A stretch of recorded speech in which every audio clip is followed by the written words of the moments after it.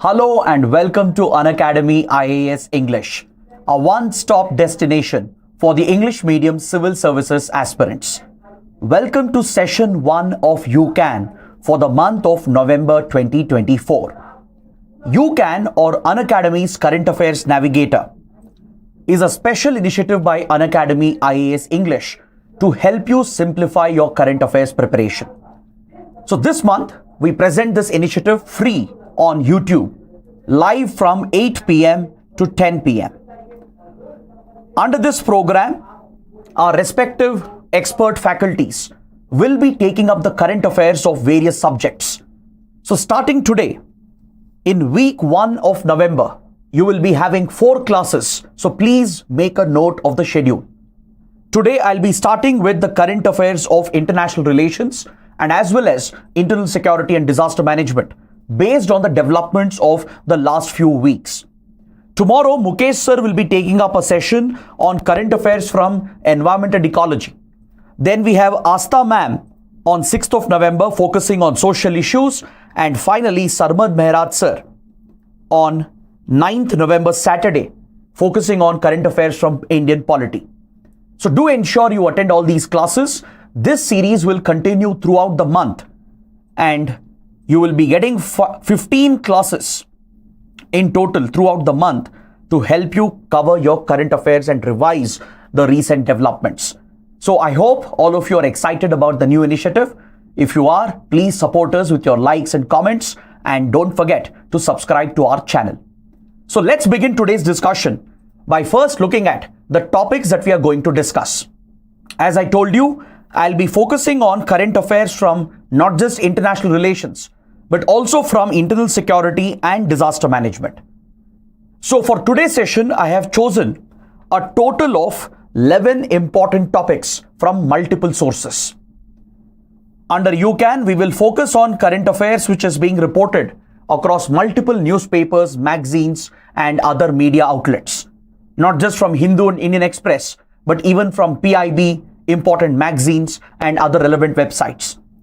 So after going through all these sources, I have been able to shortlist these 11 topics which are very crucial for prelims and as well as for mains. Especially the first 5 topics, they require a more detailed analysis. They are important both for your prelims and mains exam. And also please note, I will give you practice questions for each and every topic. We will take up few prelims questions as well for practice, and I'll give you some mains questions as well for your practice. Then we have few small topics which are relevant only for the prelims exam. So let's cover all these topics one by one. But before that, we have a very important and an exciting announcement.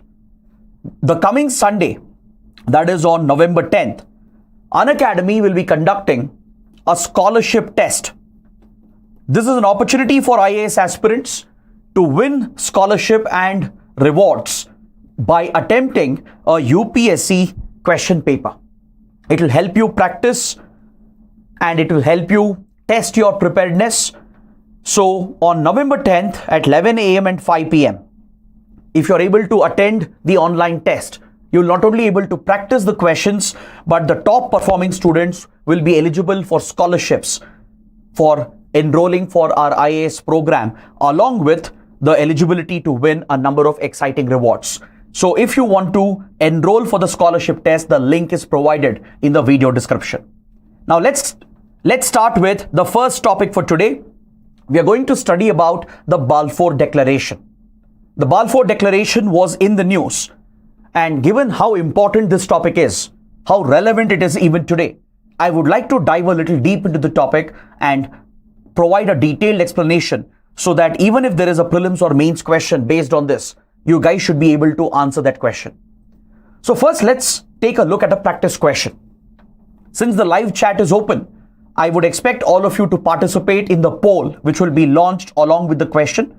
So read the question carefully. Read the 3 statements given over here. You need to check which of these statements are correct with regard to the Balfour Declaration. Statement 1 says the Balfour Declaration was brought out during the Second World War. It promised British support in establishing a Jewish homeland in the British colony of Palestine, At the time of Balfour Declaration, Jews were in majority in Palestine. Now, can we see how many of you can provide the right answer for this question? How many of these statements is or are correct? Please let me know. All of you, please attempt the poll, which is live. Let's see how many of you can get this answer right.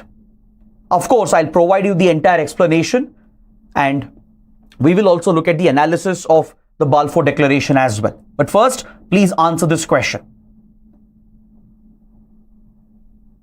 All of you, those who are watching live, please ensure you attempt the question. Let's make it as interactive and as engaging as possible. Okay, many students are opting for option C. Option C, which is 1, 2, and 3. Okay, let me give you the right answer. All the three given statements are incorrect. So majority of you have got the wrong answer. So what's the correct answer? It is option D. None of the above. The Balfour Declaration was not brought out during Second World War. It was during the First World War. If you know the year during which Balfour Declaration was issued, then you would obviously know that it coincided with the First World War. The year was 1917. That's why statement 1 is wrong. Statement 2 is also incorrect. Under Balfour Declaration, the British, they did express support to help the Zionist movement to create a Jewish national home in the middle of Palestine. That is correct. But however, it was not a British colony. Palestine was not a British colony at that point in 1917. It was under the Ottoman rule. It was under the Ottoman Turks, not under the British. So second statement also becomes incorrect. The third statement is also incorrect because the Jews were not in majority. They were in minority. When the Balfour Declaration was brought out, the Jews were in minority in Palestine. So all three statements are wrong. Option D is the correct answer. Now let's discuss this topic in detail. But first, let's understand why is this old historical topic in news? How come it is part of current affairs? November 2nd marks the anniversary of Balfour Declaration. On November 2nd, 1917 is when the then British Foreign Secretary, Arthur James Balfour, you can see him in the image over here, would single-handedly alter the future course of Palestine and West Asia through this one letter. Balfour Declaration was basically a letter that was written by the then British Foreign Secretary Arthur James Balfour.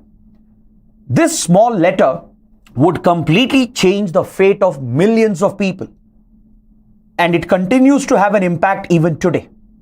In fact, the ongoing Gaza war and the persisting Israel-Palestine conflict can all be traced back to this event in 1917. That is the significance of Balfour Declaration. So 2 days ago, there were several research articles across newspapers, across various journals as well, analyzing the importance of Balfour Declaration, given the current conflict in West Asia and given the heightened tensions with regard to Israel and some of the Arab states. The topic becomes extremely relevant. Whatever is happening today, even today, is connected with these developments that occurred on November 2nd, 1917. So let's understand what is this Balfour Declaration. What did it contain which could change the entire future course of West Asian geopolitics? To find answers to this question, again, we need to go back in time. We need to go all the way back by a good 4,000 years. Because Jerusalem, which is at the very center of Israel-Palestine conflict, is the beginning of this story. To understand what was the position of the Jews, what was the position of the Palestinians, the Palestinian Arab Muslims, and why the conflict erupted between the Jews and the Palestinian Arab Muslims, we need to go back in history and understand what really happened in Jerusalem. As you all know, Jerusalem is considered as the Holy Land, a sacred city, one of the most important cities culturally. It has a rich history of several millenniums. So Jerusalem is considered as the birthplace of the three Abrahamic faiths: Judaism, Christianity, and Islam. Jerusalem is considered to be one of the most sacred cities in all the three Abrahamic faiths. They are called Abrahamic religions because they consider Abraham as their patriarchal figure. Abraham, Isaac, and the descendants, they are considered as the patriarchs of these religions, these monotheistic faiths which believe in one supreme God. So Judaism predates the other two religions. So Jerusalem was the land of the Jews at one point, considered as the Holy Land, the Promised Land, the land of the Jews known as Israel, which would later be dominated by Christians and later by the Muslims. So all three religions have a deep connection, a historical connection to this sacred ancient city. So over the years, the Jews were essentially driven out from Palestine. Throughout history, over thousands of years, the Jews were eventually driven out from the Jerusalem region, which is today's Palestine and Israel region. From here, the Jews were driven out. They were exiled, pushed out of the region, and they would primarily move towards Europe and other parts of the world, thus losing their identity, their homeland. And the Jews have always had a craving to return back to their homeland, to return back to Jerusalem. So let's quickly take a look at the history as well, the ancient medieval history, a very quick look, a brief look, and then that will help us understand the significance of Balfour Declaration, why it is one of the most contentious documents. So if you look back in history, when Judaism took birth in Jerusalem several thousand years ago, right? Judaism would consider Abraham, Isaac, Jacob as the patriarch, and the 10 tribes, the legendary tribes which would be led by Moses later in the desert, right? They would go on to found the monarchy of Israel, the monarchy of the Jews. So for several centuries, Judaism was thriving over here. The sacred temples were built. Eventually, the Torah, the sacred text of the Jews, was brought out as well. But this is where the Jews were first targeted by outsiders, starting with the invasion by the Assyrians. This would lead to the exile of the Jews. The Jewish temples were destroyed. Jerusalem was largely destroyed following these conquests by the outside powers. And the Jews were driven out of most of these areas, which later would become Palestine. Later, Romans, the Roman Empire, the mighty Roman Empire, would attack the region as well and persecute the Jews, and the Jews were further exiled and driven out from here. And as time progressed, there were other empires, the Byzantine rulers, the Persian empires, the Mongols as well at one point. So eventually the Jews were largely driven out from here following these repeated attacks from the outside. So even though Jews were in majority at one point in history, eventually as the Jews were exiled from the region and other religions started thriving over here, Christianity became the primary religion in the region. For several centuries, it would remain the majority faith, and this would be taken over by Islam later. So by medieval times, it was Islam which established its strong foothold in the Levant region, which includes your Israel, Syria, Lebanon, Jordan, etc. And Christianity and Judaism would be reduced to a minority. So this has been the demographic change that the region has witnessed. The Jews were driven out from here due to frequent outside conquests. You also had the Crusader domination, where the Jews were targeted on religious lines. And eventually by medieval period, it came under the rule of the Mamluks and later under the rule of the Ottoman Turks. We had the Mamluk dynasty which took control of the region in medieval times, and eventually this area, which is today's Israel-Palestine region, would come under the Ottoman dynasty.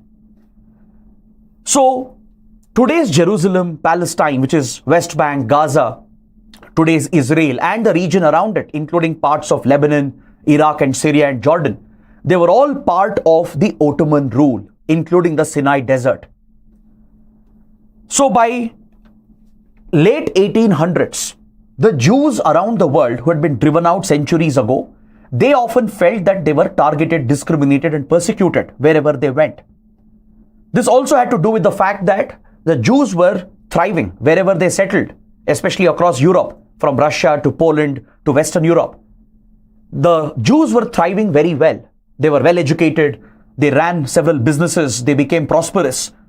So in the eyes of the natives in Europe, they were seen as outsiders. And naturally, they were targeted, discriminated as well. So the Jews felt threatened, and there would be repeated attacks against the Jewish community as well, particularly in Europe in medieval times. So by 1800s, the Jewish community was frustrated. There was a strong sense that the Jews will be protected only if they have their own homeland, if they have their own country based on a strong identity.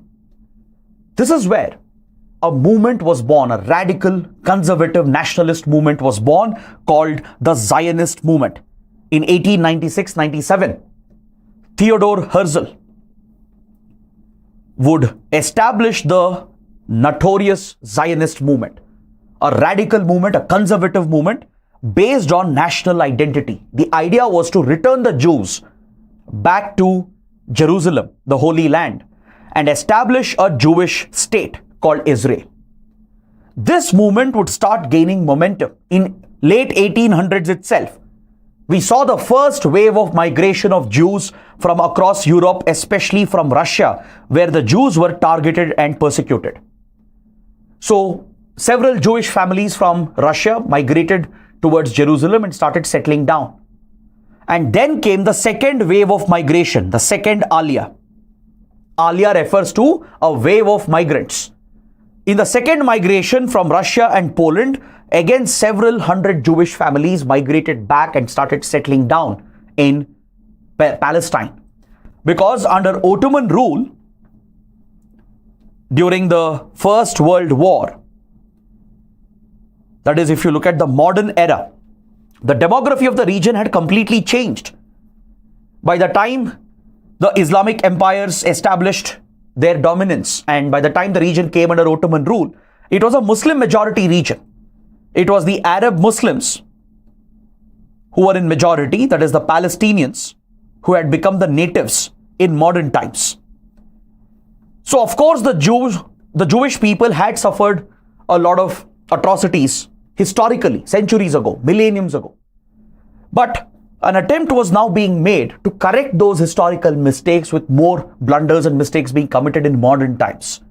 The Zionist movement would start gaining momentum, and the influential Jews, the rich elite Jews in Europe, they would start lobbying with European leaders and governments for support. There were several Jewish lawyers, Jewish bankers, Jewish scientists who were very prominent in European society, in European politics. They would reach out to European leaders and governments seeking support against anti-Semitism. Because across Europe, the anti-Semitism had led to the persecution and targeting of Jews, and there was some element of sympathy towards the Jews. So this is where the Balfour Declaration was born. It's in this context that the Balfour Declaration was brought out by the then British Foreign Secretary. So as the Zionist movement was gaining momentum, Jews were attempting to return back to Palestine, which was now the homeland of Palestinian Muslims. Most of the Palestinian Muslims were largely poor laborers, workers, especially in the farms and agricultural fields. Most of the land in today's Palestine-Israel region was owned by landlords who were absent. It was basically a case of absentee landlordism. The actual landowners, most of whom were Ottoman Turks, they were not really residents of this region. Since the Ottoman era, the land had been under the control of Ottoman landlords, the Turkish landlords. So they had no connect with the land or the people. They started selling away the land to the incoming Jewish migrants. The Jewish migrants who were coming in during the two waves of migration under the support of the Zionist movement, they started purchasing the Palestinian land. They started becoming the landowners. So the Ottoman Turks, the landowners, they had no issues as long as the money was being paid, because it was a case of absentee landlordism. They were not connected to the land here. Most of them sold away the land to the Jewish migrants who had come in, and this brought the Jews into direct conflict with the native Palestinians. The Palestinian Arab Muslims were removed from agricultural work. Their land was taken away, the homes were snatched, and this immediately acquired a communal tone. It quickly turned into communal conflicts between the Jews and the Palestinian Muslims, leading to targeted violence from both the sides. So this is where the Zionist movement was seeking for active support during the First World War. The First World War had broken out by 1914, and Britain, which was leading the Allied powers, was very eager to get the support of the Jewish community. Because the Jews were well spread out from Russia to United States. In order to influence those governments and pull all these countries on the side of Britain during the World War efforts, Britain was very certain that they had to impress the Jewish community. And also there was an element of sympathy towards the Jews. So this is what led the then British Foreign Secretary to issue the notorious Balfour Declaration, which would change the fate of millions of people for decades to come. In this declaration, the British Foreign Secretary Arthur James Balfour wrote a letter. The letter was addressed to Rothschild. I'm sure many of you would have heard about the Rothschild family. At one point, one of the wealthiest, most influential Jewish families in Europe, controlling banking and various other segments of the economy. So this letter was addressed by Balfour, the then British Foreign Secretary, to Rothschild, making a commitment to help the Jewish community, especially the radical Zionist movement, to establish a national home for the Jewish people. See, in international law, there is no concept of a national home. There is no concept of a nationalistic identity on the lines of religion or ethnicity, which is recognized under international law. So the British Foreign Secretary went out of his way to make this commitment, this promise that His Majesty's government, that is the British Crown, has blessed the Zionist movement. It is supporting the Zionist movement. You can see the copy of the letter which I have attached over here. This is indeed one of the most historic documents. That's why I have given a sample of this letter as well. Believe it or not, this letter contained hardly around 67 words, 60 to 70 words. This short letter of 60 to 70 words would go on to change the very fate of West Asia.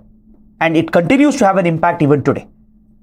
The very beginning of Israel-Palestine conflict is the extension of British support to the Zionist movement.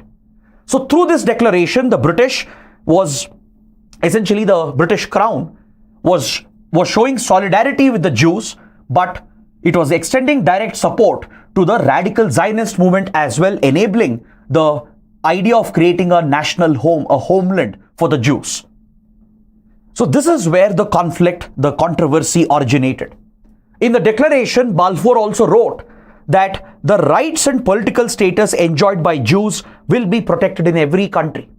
As Britain was the most dominant superpower at that point, as a colonial superpower, it had the ability to control the events around the world, and it made a promise that Jews and their rights will be protected around the world.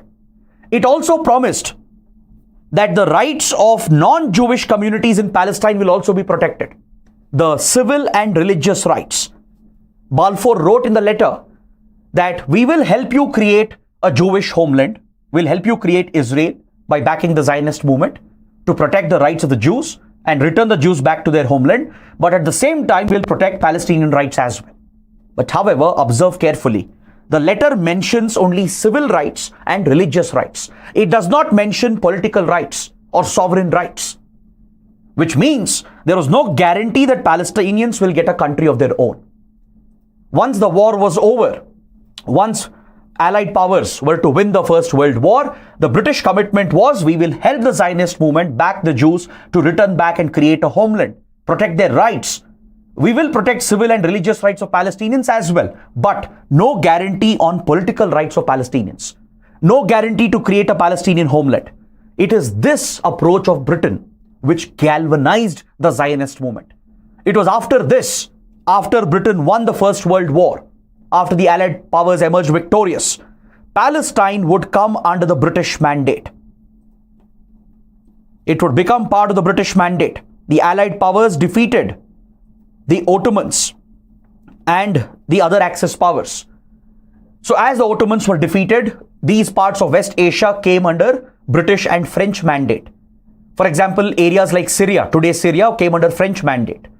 The rest, which is today's part of Jordan, Israel, Palestine, that came under the British mandate.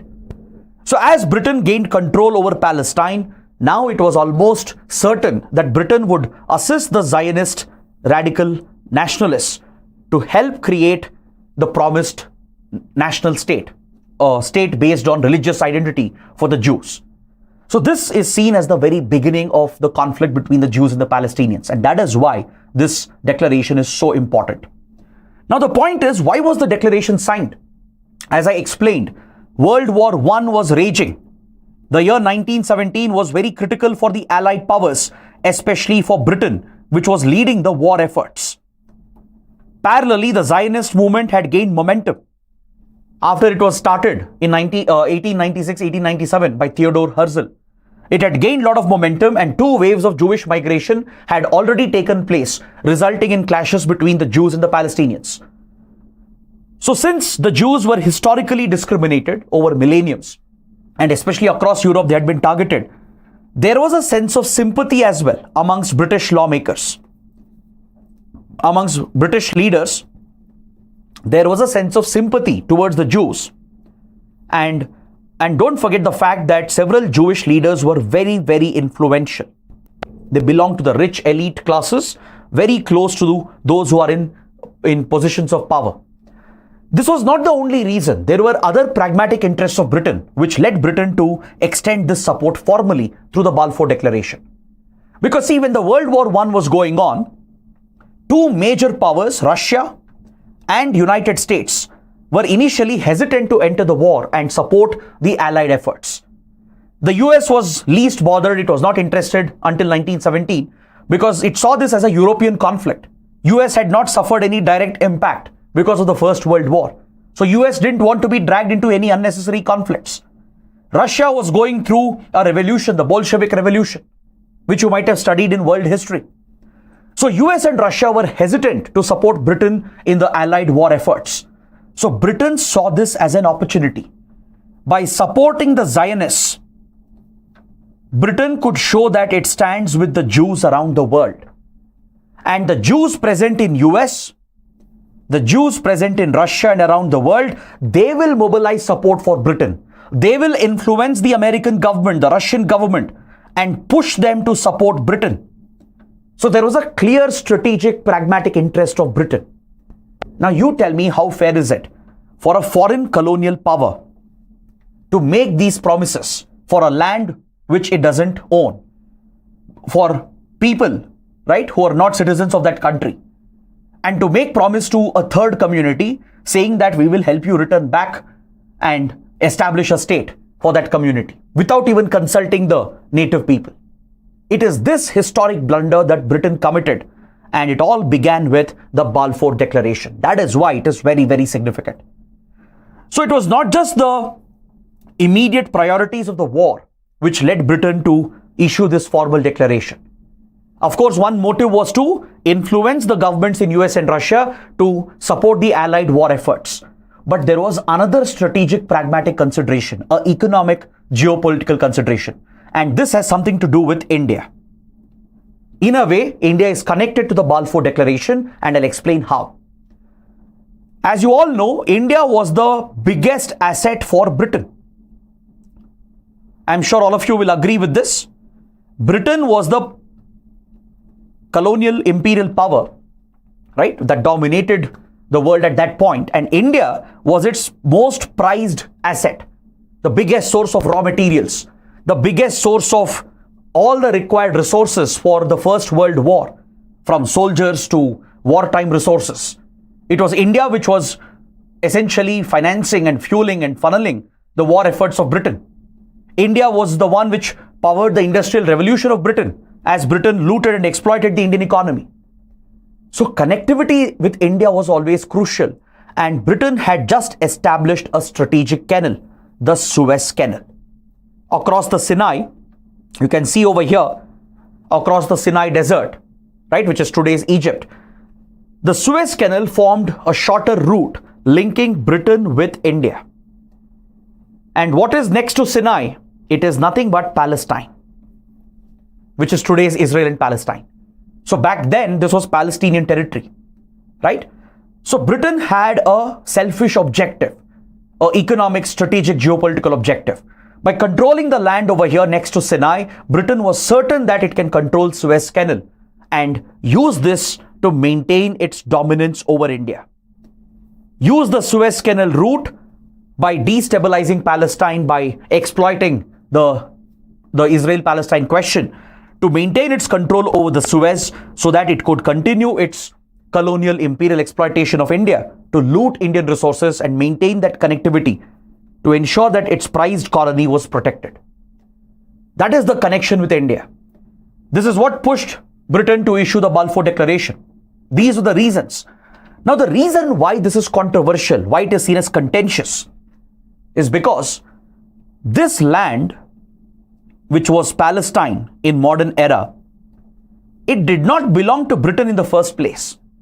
Yes, they won the World War, they defeated the Ottoman Turks, but this land was just part of British mandate to provide for governance and administration till the region could be prepared for independence.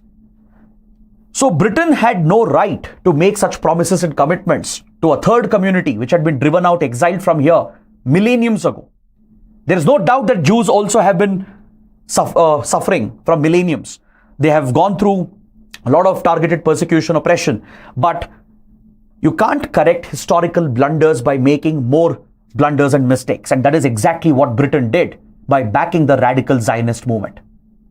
Is that clear? So that is why it is seen as one of the biggest blunders in history.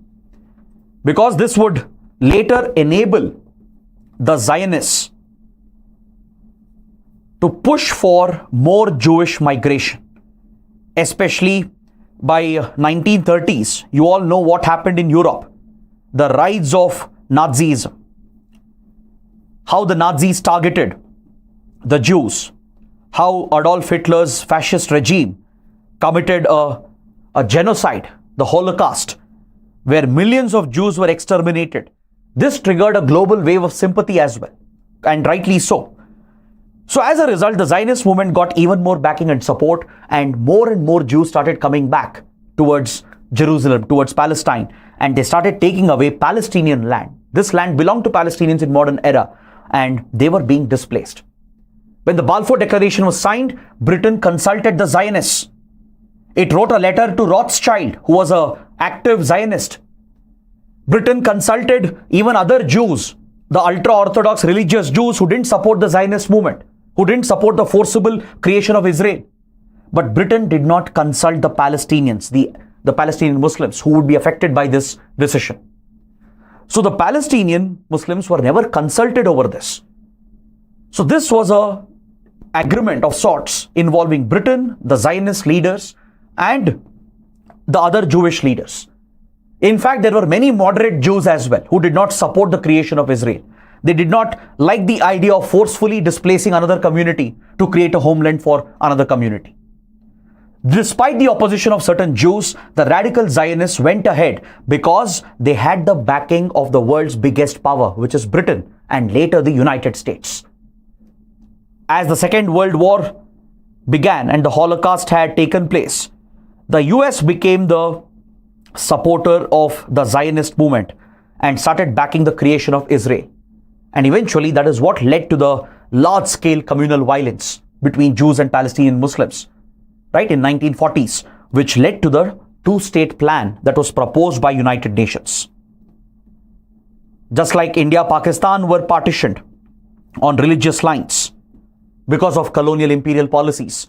On similar lines, this region was supposed to be partitioned, but Israel never allowed this to happen.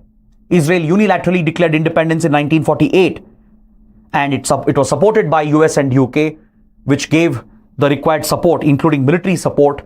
And even though Arab countries declared war on Israel to protect Palestine, Israel managed to push back the Arab powers, and as they say, rest is history. So this is the very root of the conflict. But of course, there are experts who say that you can't entirely blame everything on Balfour Declaration. You can't blame the entire Israel-Palestine conflict just on this one agreement or one letter, right? And they are correct as well. But one thing is very important. According to a well-known expert, Professor Rashid Khalidi of Columbia University, maybe we can't put the entire blame of Israel-Palestine conflict on Balfour Declaration. That is absolutely true. Just one letter containing 67 words may not have that kind of impact. But what is indeed true is that this expression of British formal support to the Zionist movement, it galvanized the radical Zionists. For example, the Zionist movement was like an orphan looking for a foster parent, looking for someone to adopt the child. And the support they got from the British Crown through this letter by the British Foreign Secretary was like an orphan being adopted by a foster parent. That is the equivalence drawn by Professor Rashid Khalidi. Right? He says that the Zionist movement was galvanized after the Balfour Declaration. It gave the confidence to the radical Zionists that they could go ahead and occupy the land that belonged to Palestinians in modern era. And they knew that they would have the backing of Britain and later United States. So if not for that, maybe this issue wouldn't have existed as we see it today. In fact, Britain made one more blunder as well. Prior to Balfour Declaration, they had made a similar promise to the Arab Muslims through the McMahon-Hussein correspondence in 1915-1916. Britain had promised the Arab states to stay away from the war, to not support the Ottoman Empire. And if the Ottoman Turks were defeated in the First World War, Britain had promised that Arab regions would be given independence. And yes, it is the same McMahon who drew the McMahon line, which currently is a source of dispute between India and China. So in a way, Britain broke its own commitment. Prior to Balfour Declaration, they had promised the Arab Muslims that if they support Britain against Ottoman Turks, they would ensure that Arab regions become independent post the World War, which never happened as they came out with Balfour Declaration and supported the Zionist movement. So that is why this development is very, very significant. So what kind of question can you expect from here? The Balfour Declaration has been single-handedly held responsible for the crisis and turmoil that ensued in West Asia. Critically examined. So please try to write an answer to this given question and try to post your answers in the comment section. Let's see how many of you can write a good answer. So use the points, the analysis that we have discussed, some of the facts, try to build a good structured answer for this question. Now let's look at the next topic, the biggest trending topic of today, US presidential elections. So any idea when the elections are being held? Can someone tell me in the comments? When will US presidential elections be held? Very good. On the 5th of November, that is tomorrow. So tomorrow is election day in United States. So it is important to understand a few points related to the US presidential elections. This is one of the closest contests that we have seen in many years. Probably the last such close contest was between George Bush Jr. and Al Gore back in 2000. So this context between Kamala Harris, the candidate from the Democrat Party, and Donald Trump, the candidate of the Republican Party, is a very tight contest, and it appears that Donald Trump might have a slight edge. So let's understand something about the US presidential election process, and let's understand how it compares with elections in India. And more importantly, we should understand the impact of these elections, the geopolitical impact. What about the Indian community, the Indian American voters? Because this is part of international relations. How can Indian American voters influence the election? What is their view on Kamala Harris and Donald Trump? What does India expect from the elections?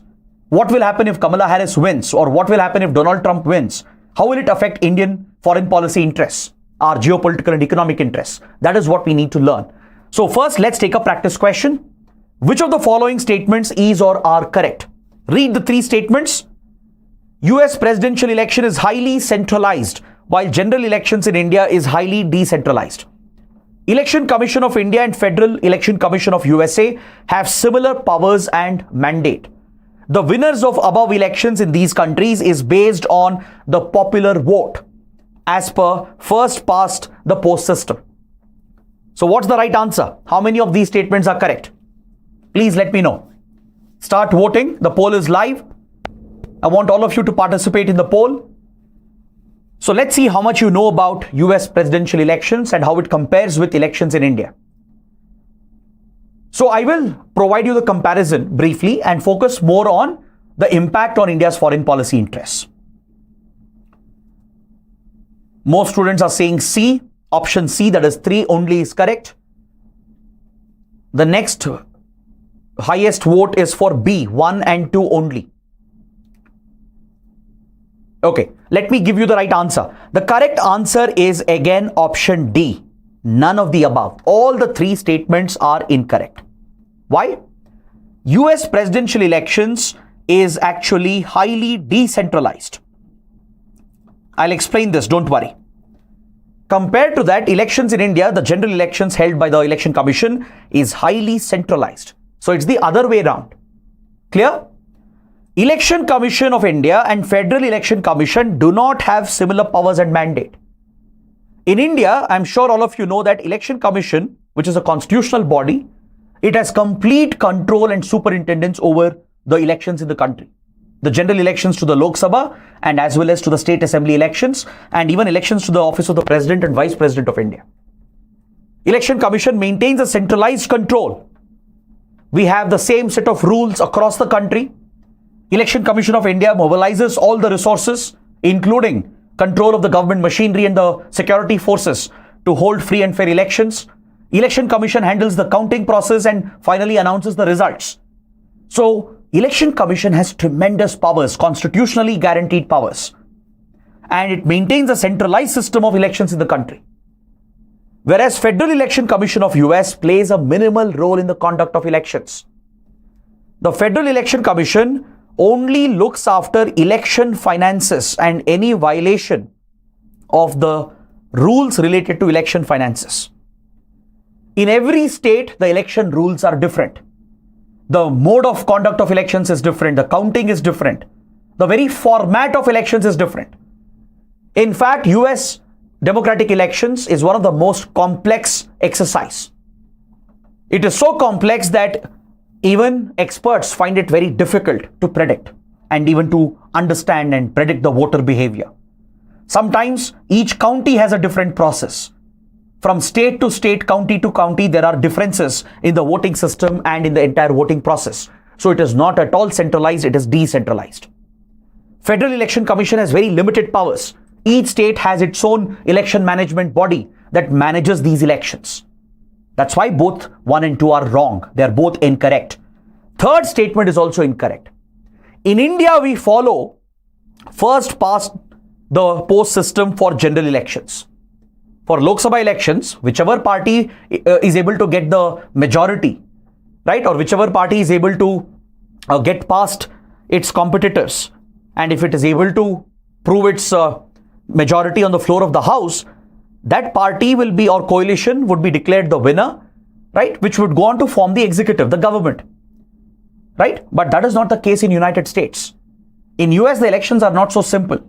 It's not as if Donald Trump gets majority votes, automatically he'll become the president. If Kamala Harris gets majority votes, doesn't mean Kamala Harris will become the president. That is not the case. Popular vote might be something else. Someone else might actually become the president. So it's not first past the post system. It's not those who get popular vote who become the president. So this is incorrect. It's correct in the context of India with regard to our general elections, but not in the context of US presidential elections. So all 3 are wrong, none of the above. Now, let me give you a brief overview of elections in India. I am focusing only on elections at the union level. So, how do we elect? So, if you are talking about, let's say, the general elections, which is to the Lok Sabha, what form of elections do we have? Direct or indirect? Can you guys answer this? With regard to general elections to the Lok Sabha, do we have direct elections in India or indirect elections? Do we directly elect our representatives? Indirect. In India, it is direct elections. Please remember, we directly elect our MPs. Haven't you gone and cast your vote in the recently held general elections? We directly elect our representatives from our constituencies who go on to occupy this seat at the Lok Sabha that represents your constituency. So that is a direct election, right? And it's a very simple first past the post system whichever party is able to get the simple majority will go on to form the government. That party will go on to form the executive. So it's a very simple general election process in our country. Now, if you look at Rajya Sabha, in Rajya Sabha, it's indirect election. People don't directly elect Rajya Sabha MPs. There is a proportional representation system through a single transferable vote where the MLAs and MLCs from the state assembly and the state legislative council, they will elect your Rajya Sabha MPs. Right? Of course, there are few nominated seats as well, but those who are elected to Rajya Sabha, this is through indirect election. So, if you look at the President and Vice President of India, it's again indirect election in the country. The President of India, don't forget, is the head of state.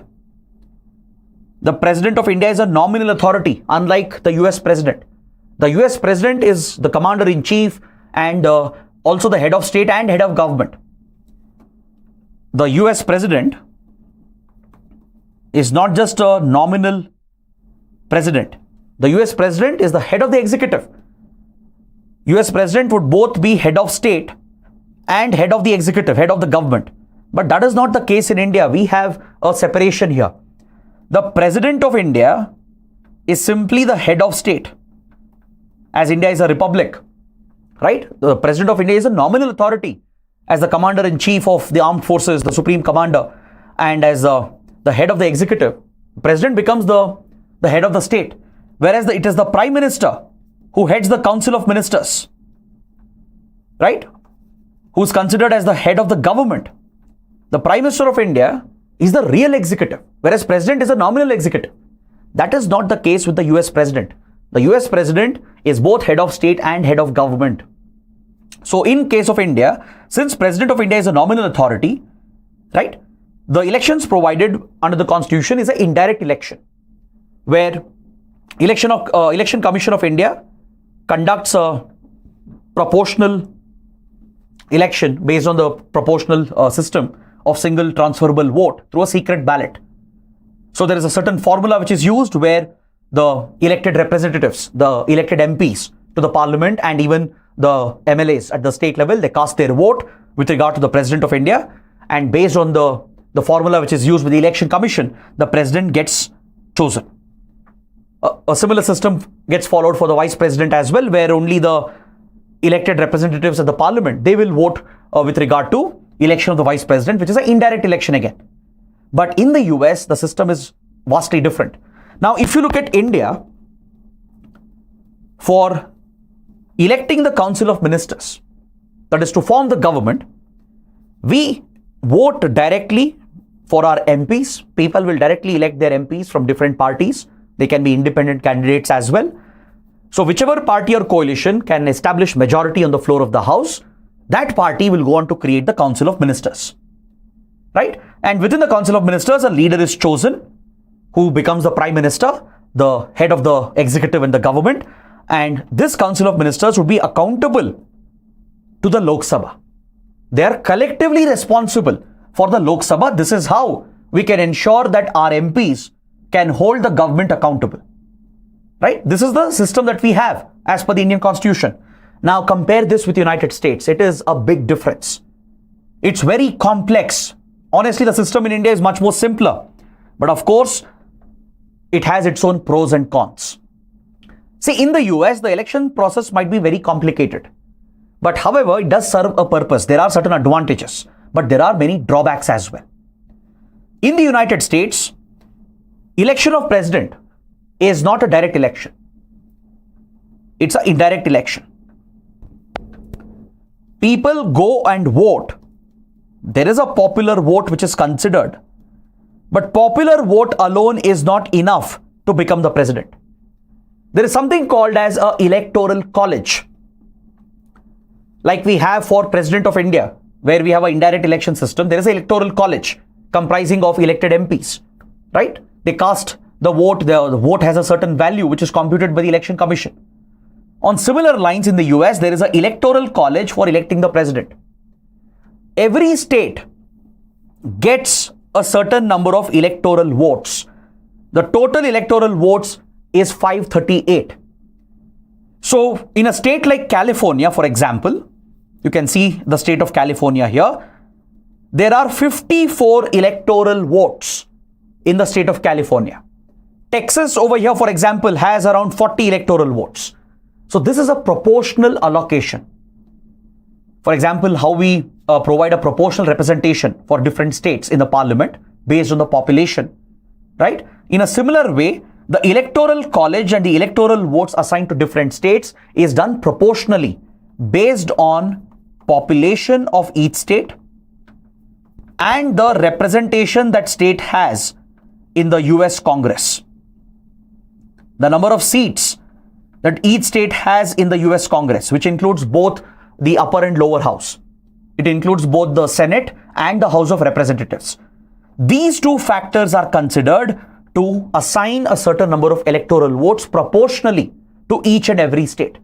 This basically protects the federal nature of the American polity. It ensures that large states cannot dominate over small states, which is actually a big issue in India. You have read about the north-south divide, how states are competing against each other, right? Where certain large states dominate over other smaller states, right? Population plays a bigger role. That is a drawback of the Indian system of elections. But in the US, this can be balanced because larger states will not be allowed to dominate, as there is a proportional division of the electoral votes based on the population of every state and the representation they have in both houses of the Congress, the Senate and the House of Representatives. So people, when they go and cast their vote, in fact, voting has already begun. Don't think voting is happening only tomorrow. It's a very complex process. In India, when Election Commission says this is voting day, voting happens only on that day. But that is not the case in US. There are many counties, many states where elections have already happened. Is that clear? And also, I'm sure you know that Election Commission is so efficient. It conducts one of the largest elections in the world, which is a logistical challenge. And we managed to conduct this quite smoothly, in a fair manner, transparent manner, and we are able to bring out quick results. The counting is super fast because of the electronic voting machines which are used. The robust processes created by the Election Commission ensures that we bring out quick results. That is not the case in US. By the time the final formal results come, it would be December, January. By the time the next president is inaugurated, it would be 20th January. So US takes a good 2 months plus to complete the voting process and the counting process and to formally announce the results. That's because elections are decentralized. The rules, the mode of conduct, the way of counting, it's different from state to state. Each state has its own election management body. Sometimes from county to county, there are differences. Some states are using electronic machines, but majority of US still relies on the ballot paper. They tried introducing electronic machines like India, but because of the controversy and concerns, most states have moved away from electronic voting machines and they have used ballot papers. Majority of American voters use ballot paper. So when people go out and vote in their respective counties within their state, they are casting the popular vote. Now, this will determine how the votes of the Electoral College will go towards the president. The members of Electoral College, they will go on to elect the president. They will go on to elect the president at a later date when the formal counting of votes takes place in the first week of January. Is that clear? So it's not a simple process like India. It's a very complex process. It has its own drawbacks. It has its own advantages as well. Is that clear? So those who get more than 270 votes from the Electoral College, that person will be declared the President of United States. Usually, Electoral College votes according to the popular vote. This is the norm. In fact, in certain states, there is a law that Electoral College should vote according to the popular vote. Meaning the members of Electoral College from that respective state, they should vote for that president as preferred by the electorate. So as per the popular vote, Electoral College members also have to cast the same vote. If let's say in a state like Texas, popular vote is for Trump, all the electoral college members should also vote for Trump when the president is chosen. So in certain states, there is a law making it mandatory, but in certain states, that is not the case. Electoral college might vote differently from the popular vote. In certain states, electoral college members can vote differently compared to the popular vote. Popular vote might be for Trump, but members of electoral college might decide to vote for Kamala Harris or the other way around.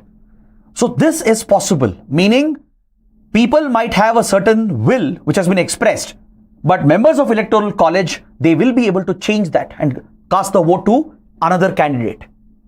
So there have been instances in the past, a few instances where popular vote has swung towards a certain candidate, but electoral college has voted for another candidate.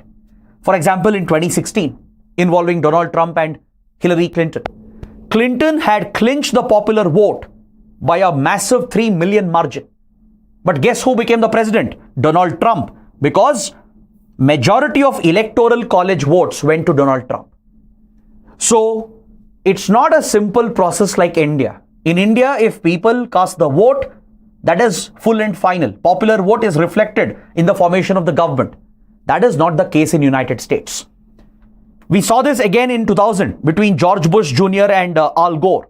A very tight contest, similar to Kamala Harris and Donald Trump's current contest. In fact, in one swing state in Florida, Al Gore lost by 500 odd votes. That too because of a discrepancy in the voting system. The ballot paper was very confusing, which was printed by a local county. People got confused. People who wanted to vote for Al Gore, they went up marking the vote for George Bush because the ballot paper is not uniform. In each county, ballot paper is different. The poor design, which is a result of the decentralized process, it basically cost Al Gore his presidency just by 530 votes. So there are many discrepancies in the US election system. It might be one of the oldest, the so-called most stable democracy in the world, but their elections process has many flaws and many problems and controversies. It does have some advantages, especially protects the federal nature of the union, and it essentially protects the smaller states, giving them a greater weight compared to the larger states. But there are many problems and controversies and frequent debates regarding whether this is the best system for one of the most oldest democracy in the world. Now coming to the points which are relevant for our exam, especially for international relations. What about the Indian American voters? How many are there? What is their influence on the electoral process? Whom do they prefer?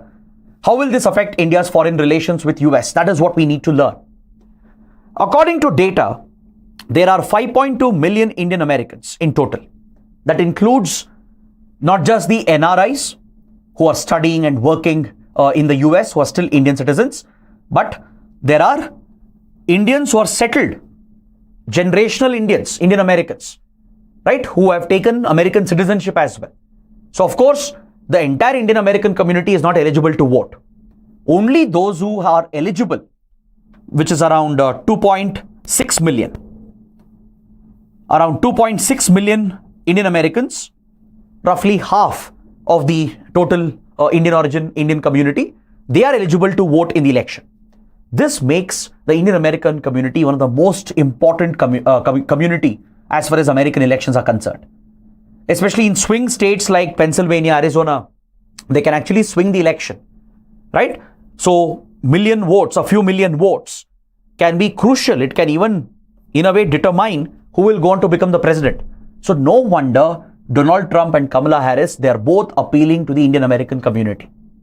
You would have seen those cringe promotional videos of Donald Trump referring to the Hindu community, trying to please the Hindu community. You would have seen the initiatives of the Democrats from announcing holiday for the Diwali festival, right, to reaching out to the Indian American community. So both sides are doing it because they want to corner this vote bank, which is a significant vote bank. So what does this tell you about the Indian American community? It tells you that they are influential. As you all know, the Indian American or the Indian diaspora in general, it has played a very positive role in the American society and in the American economy. They form a strong bridge, a cultural bridge, an economic connect between India and US in their bilateral relations. Indians have enormously contributed to building the American economy, right? From space sector to IT to various industries. Indians are everywhere. So there is a strong bond, and Indians are considered as well-behaved, law-abiding compared to other migrants. Indians are considered to be the most preferred amongst the migrant community. They are largely welcomed by the natives. They're not threatened or targeted in general. Of course, there are exceptions. But in general, Indian Americans are seen positively by Americans. Right? They contribute significantly. Their per capita income is much higher, almost more than double than that of an average American. So they are well off, quite rich, and naturally they play a very influential role in American economy and of course in American politics. And this is always good news for India. This does give us a leverage in our diplomacy. The Indian diaspora does give India a certain leverage to influence the major parties, the candidates, and the eventual governments which will be formed. Now coming to the main point. What would be the impact on India if Donald Trump wins in tomorrow's election? What would be the impact if Kamala Harris were to win the election? How will this affect India's interests? So that is what we need to learn quickly. See, both the Democrat and Republican parties, they have their own ideologies. They have their own vision towards certain economic issues, global geopolitical issues, etc. So some of them align with India and some of them definitely goes against Indian interests. So let's take a quick look one by one. And I would like to start with the economic agenda of both the leaders. What would be the impact? Donald Trump, as you know, comes from a right-wing party, the Republican Party, which is a conservative party. Pro-capitalist, which prefers lower corporate taxes, which doesn't support welfare, social security. That is the general trend that you see with the Republican Party. So if Trump were to win, this is seen as very favorable by the markets. Why? Because the industries will enjoy the tax benefits. Trump has promised to cut down corporate taxes, bring down the obligations of the capitalist industry, and also reduce the spending on welfare and social security. So this is great news for the industry, for the markets. So the win of Kamala Harris will be perceived negatively by the markets, and the trends are already visible. If Kamala Harris were to win, you will see a wipeout in global markets. If Trump were to win, it will be good for the global markets. How will this affect India? It's not that India will benefit if Trump will win or India will get affected if Harris will win. It's not as simple as that. Some of Trump's policies are extremely controversial. For example, Trump's stand on immigration. Today, some of the Indians who are cheering for Trump tomorrow might regret if Trump were to win, because Trump's right-wing rhetoric to please the far right-wing voters in the US is based on anti-immigration. It's based on targeting Muslims, Latin American communities. You would have seen all the notorious propaganda, fake news which has been spread targeting the migrant communities. Today in US and in many developed countries, illegal migration has become a huge challenge, and India itself is a big contributor. India has become one of the biggest sources of illegal migration into the US. I don't know if you know this.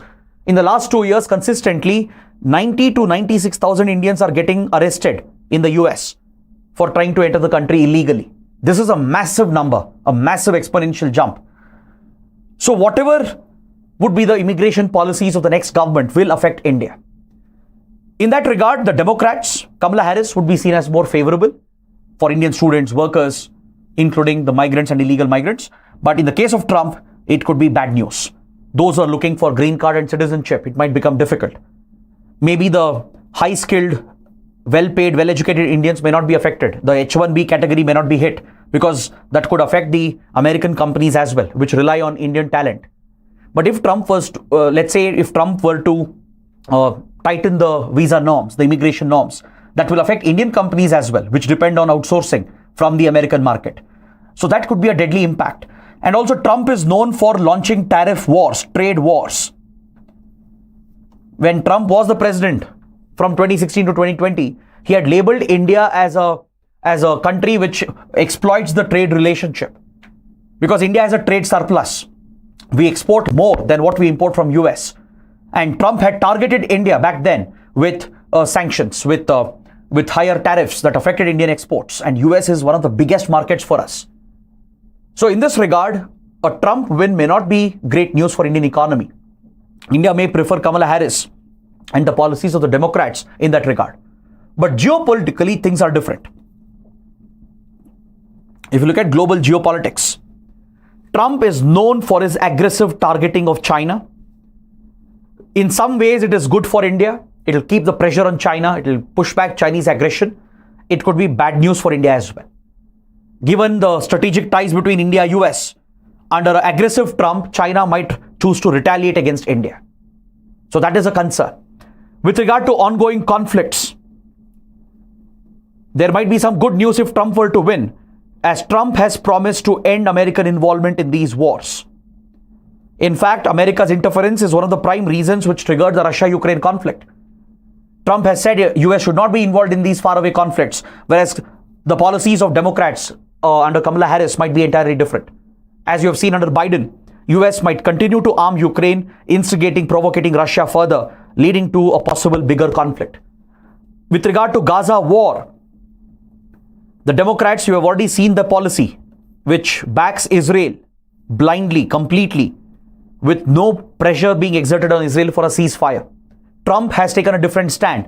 In fact, when Trump was the president in the previous term, he championed the Abraham Accords, brought peace and normalization between Israel and some Arab powers. But of course, it was bad news for Palestine, for the rights of Palestinians. So on both sides, there are pros and cons as far as India is concerned. So let's see what will happen in the upcoming elections. But either ways, there will be an impact on India, positive and negative. So in certain cases, it will be good for India. So Kamala Harris might be good for India in some cases. On certain issues, Trump might be good. So it's not our job to decide who will come to power or what role we can play to influence the election. That is not our job. Our job is to work with whoever comes to power, whoever gets elected, to respect the mandate of the electorate and learn to work with either of the leaders or either of the parties. So that is what India would try to do. And in fact, whenever elections happen in such major countries, the strategic establishment in India, they closely track and monitor the developments. They try to predict and prepare for both consequences, right? Already a plan would be in place. How should India deal with US if Kamala Harris were to become the president? How should India deal with US if Trump were to become the president? So I think that is why I picked up this topic, so that you can get that understanding, that insight into how election predictions, the possible outcomes, how will it affect our national interest? That is something you should start developing. So please take up this practice question based on this. So I hope the topic is clear. Now, let's take up some questions and doubts. I've completed the two big topics. So before we proceed towards the smaller topics and issues, let's take a quick look at the questions. A student is asking, will there be simultaneous voting with regard to popular vote and electoral college? No, it's not simultaneous. First, popular vote should be completed. The members of electoral college are elected. Then those members of electoral college will go and cast the vote for the president. So one follows the other. Shreya Bansal says US hardly has any social welfare spending. Yes, with regard to healthcare, insurance, there are a lot of problems in the US where the expenditure of the government on healthcare and insurance is very, very less. In that regard, Democrats, especially under President Obama, they had pushed for more Medicare and more government involvement for healthcare and insurance. But Trump has a completely opposite approach. Gaurav Singh says Russia would be very happy if Trump gets elected. Looks like it, because even previously there were allegations that Russia interfered in the 2016 elections to favor Donald Trump. And Trump has, in general, been a little more lenient towards Russia. That is the perception that has been built.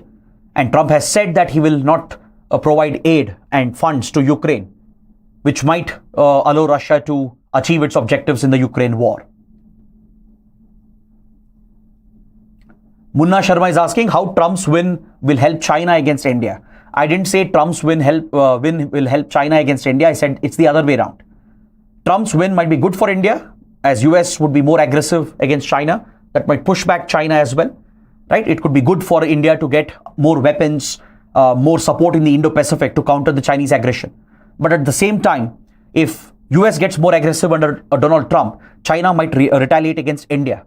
It might try to put pressure on India by aggravating the border tensions, which we have recently resolved. Banu Prakash is asking, if Trump were to win the elections, would there be any impact on UN relief funds and UN institutions? That is also a possibility, because Trump doesn't believe in multilateralism. He doesn't have faith in WTO, climate change negotiations, even in the United Nations. In fact, if you look at the previous term of Donald Trump, under Donald Trump, US quit many multilateral platforms, from UNESCO to various other important multilateral initiatives. Right? US withdrew from Paris Agreement of the Climate Change Convention. Trump was trying to withdraw US from WTO as well. Right? So we might see a return of those conservative, inward-looking policies.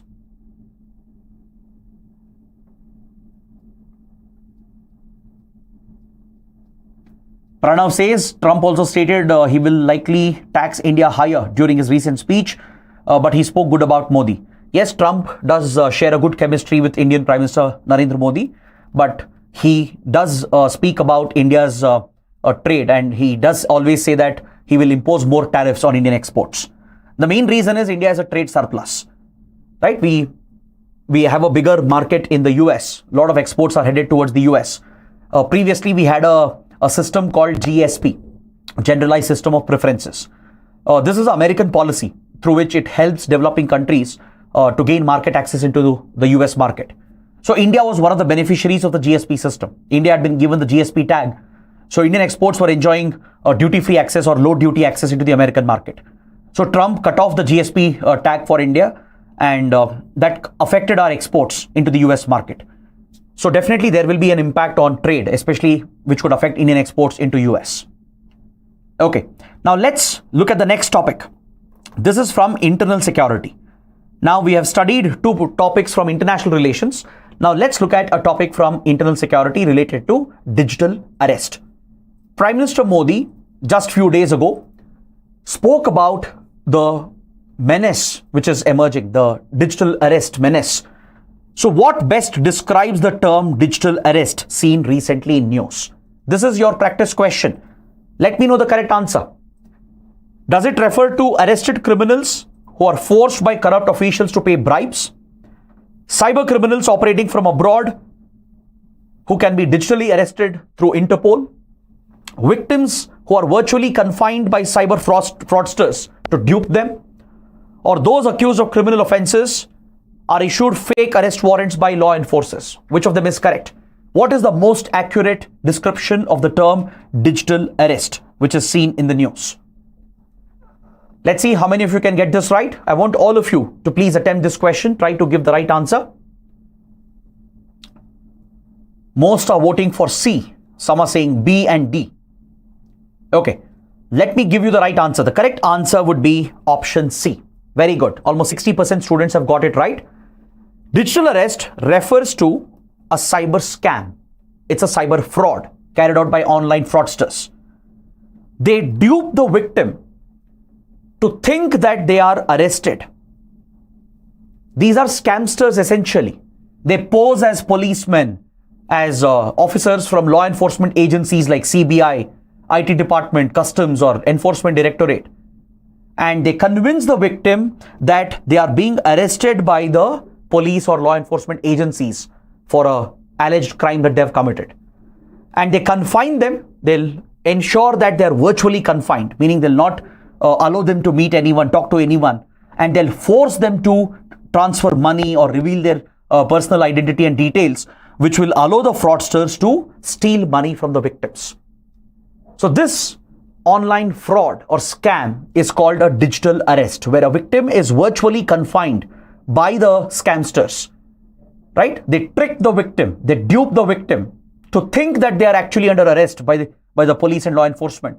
And by using this trick, they will dupe the victim and they will steal their money. So this is called a digital arrest. So let's see why the Prime Minister spoke about this. How serious is this threat as far as internal security is concerned? So obviously the PM spoke about this during his Mann Ki Baat radio address. That tells you how big of a threat it has become.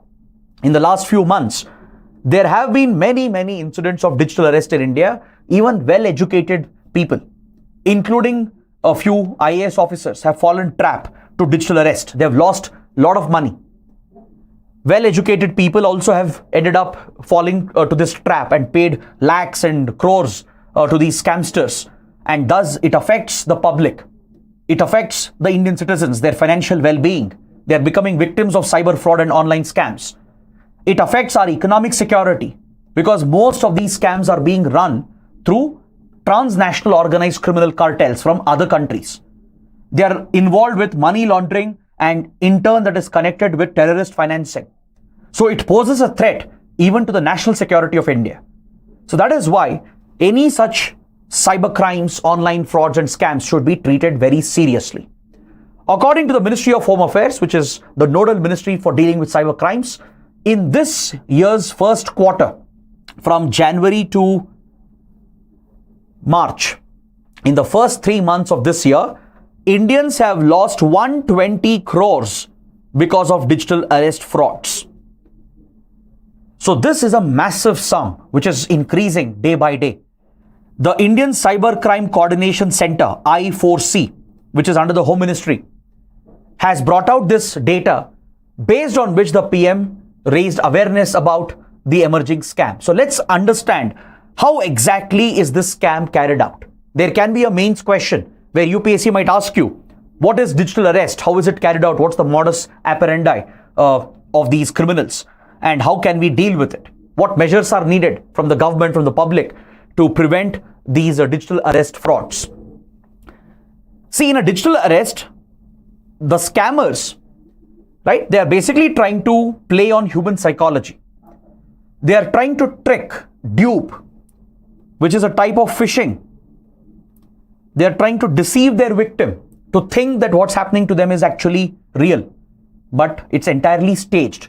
So what they do is, they place these phone calls or send messages saying that a parcel has been confiscated by the customs because there was a bomb in it or there was drugs in it.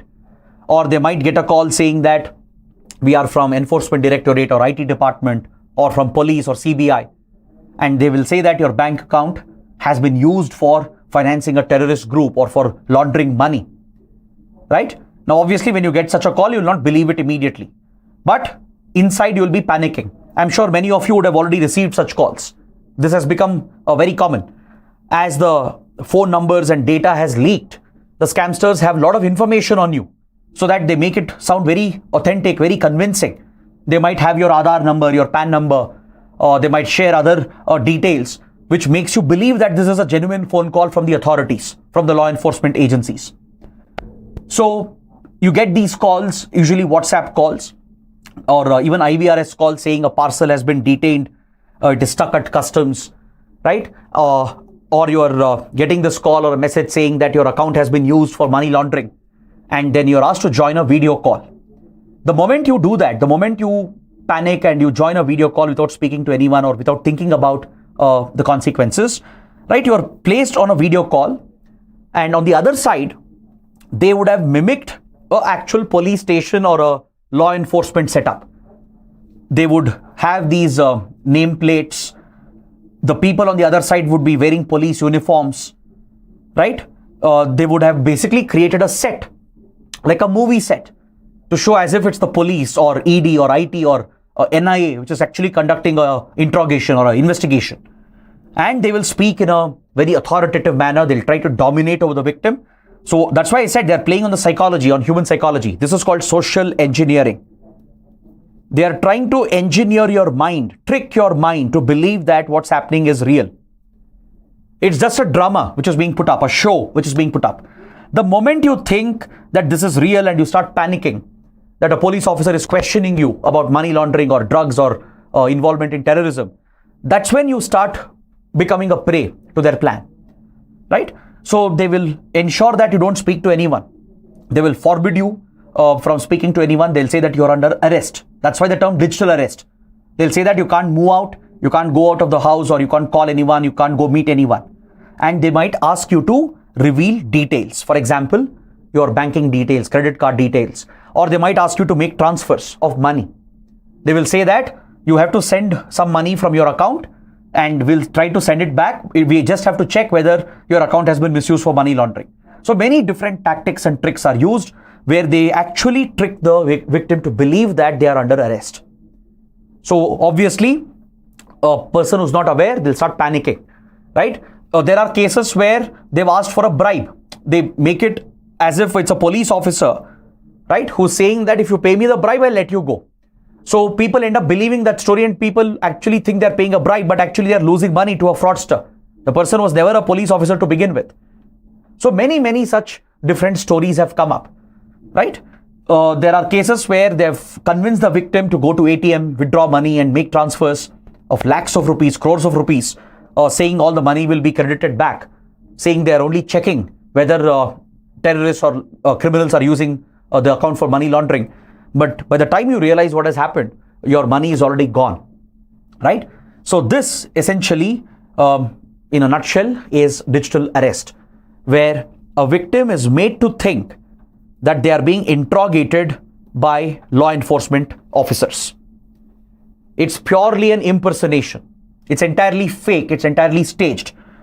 Those who believe this, those who panic and those who get scared, they might commit those actions as instructed by the criminals, and they will become a victim of a digital arrest fraud. Now, similar to this, there are many other scams which are happening. For example, trading scam, where cyber criminals manage to convince the victim that there is a lucrative trading opportunity. I'm sure you might be getting WhatsApp messages, Telegram messages, and various forms of communication saying there's a great investment opportunity, especially during COVID-19, when there was a cryptocurrency boom. Everybody was getting these messages about Bitcoin investment, crypto investment. And if you believe that, if you fall prey to that, right, they'll trick and deceive you, they'll gain your trust. They'll ask you to download an app, a trading platform, ask you to make small investments and trade. Initially, you'll make some small profits as well, right? To gain your trust, let's say you put 500 rupees, they'll give you back 1,000 rupees. So you actually believe it's a trading platform, you're making transactions and selling and buying an asset, maybe some kind of share or some kind of cryptocurrency, and you might think you're making good profits, right? What they are doing is they are basically giving you a bait. And the moment you fall for it, the moment you gain complete confidence on this fake system, on this fake scam, you might end up investing a bigger amount, few lakh rupees, right? This is again a case of human psychology at work. They are playing on the trust element, gaining trust initially and deceiving the victims through greed. So let's say someone got double the profit multiple times. They put 500, they got 1,000, they put 10,000, they got 10,000 rupees. They get excited. They think they'll put lakhs of rupees and they'll become crorpatis. But trust me, life is never so easy. There are no shortcuts. There are no easy ways of making money. And those who don't understand this basic logic, they'll fall prey to such trading scams. Many people have lost a lot of money. Similarly, you have these investment, task-based scams. Again, the scamsters are so clever, right? They know that many people are aware about such scams happening. So they put in more effort to build a convincing story, to make the victim actually believe that what they are doing is genuine. You might have got messages saying that there is a work from home opportunity. You just have to work 4 hours, 5 hours, put up some comments on YouTube videos, like some videos, put up Google reviews, and you'll get paid for it. They will send these messages saying that I'm a job consultant. I'll get you a job where you'll get paid $1 lakh or 10 lakh rupees. Something like that, something which is very lucrative. And initially you'll try it out. There's no harm in it, right? They'll give you some basic tasks like doing a survey or data entry work or putting up Google reviews, YouTube comments, social media engagement essentially. And you'll get paid for it. For very simple work, you're getting paid 500,000, 2,000 rupees, 5,000 rupees. So after a few days, few weeks, you are convinced that this is a genuine job opportunity. So now the scamsters will exploit the trust they have gained. They'll tell you that if you invest few lakhs in this business, which is so lucrative, you'll make double the profits. So now that you have performed some tasks, you've become involved emotionally in that platform, doing whatever task, whatever work was given, and you've been paid for it, you're convinced that you're going to get the money. Once that trust factor is built, they'll push the victim to make bigger transactions, bigger investments from their side, and eventually they'll run away with the money. On the other hand, there are dating scams, romance scams as it is labeled by the police, which has also become very common and notorious. Essentially, it's a honey trap. Again, they are playing with human psychology through fake social media accounts, or sometimes it would be actual women as well. But in some cases, it could be just a scamster posing as a woman. But in some cases, there have been genuine women on the other side trying to engage in a romantic relationship with the other person on the other side. They build a conversation, they actually get involved, right? And then the actual scam is committed. Either they'll force the victim to commit sexually explicit acts, which is recorded and then blackmailed, where they force the victim to pay money, or they will say that they are in financial stress, they need urgent money, they get the money directly from the partner, right? Where they have tricked the victim to believe that it's actually a genuine relationship. But to begin with, it was a fraud, it was a sham. So such dating scams also have gone up. And according to Ministry of Home Affairs, the Indian Cybercrime Coordination Center, Indians have been losing crores and crores of rupees to these scams. Look at the data again. In just the first quarter of this year, January to end March, April, the first quarter of this year, 120 crores was lost by Indians through digital arrest, 1,420 crores through trading scams, 222 crores through investment task-based scams, 13 crores through dating scams. This is the financial loss. It affects the financial stability of the public. Their data is getting compromised as well. It affects the economy. And don't forget, these are scams run by transnational organized crime cartels. There could be organized cyber gangs involved, operating from countries like Cambodia or Thailand, Laos. This region has emerged as a hub of these computer scams, online frauds.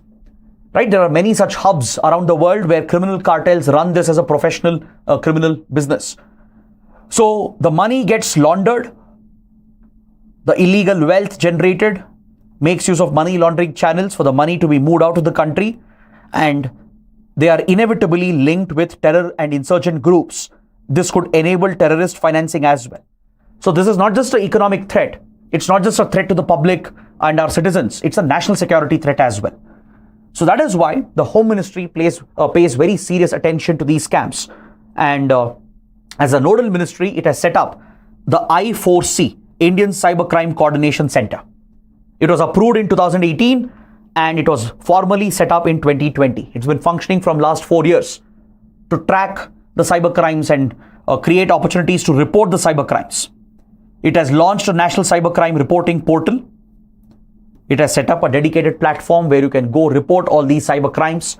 It has launched a dedicated helpline number 1930 where you can call and register your complaints, and I4C will coordinate with all stakeholders to investigate the cases and to protect the victims. If possible, to return the money, block those bank accounts, investigate and find out who the criminals are, if any middlemen are involved, and take action against them.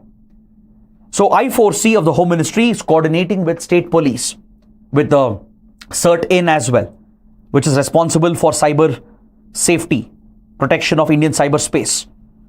Right? It will coordinate with all the stakeholders to tackle cyber crimes. So there can be a prelims question just on I4C, Indian Cybercrime Coordination Center. Now, there was another news article referring to I4C.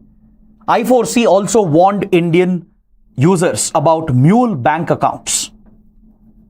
Mule accounts have been increasingly used by cyber criminals and transnational organized criminal gangs to launder money out of India. See, a mule refers to this weight-carrying animal, right? A mule essentially is used by its owner to carry their weight. So mule is just a carrier which is carrying the weight for its owner. Similarly, if let's say someone were to use your bank account, let's say you have a bank account which is idle, you haven't carried out much transaction, you don't need that bank account. I will tell you that I'll pay you some money if you let me use your bank account. So you'll share all the credentials, all the details, your net banking password, etc. And I'll pay you some money and I'll start using your account on your behalf and I'll start making transactions through your account.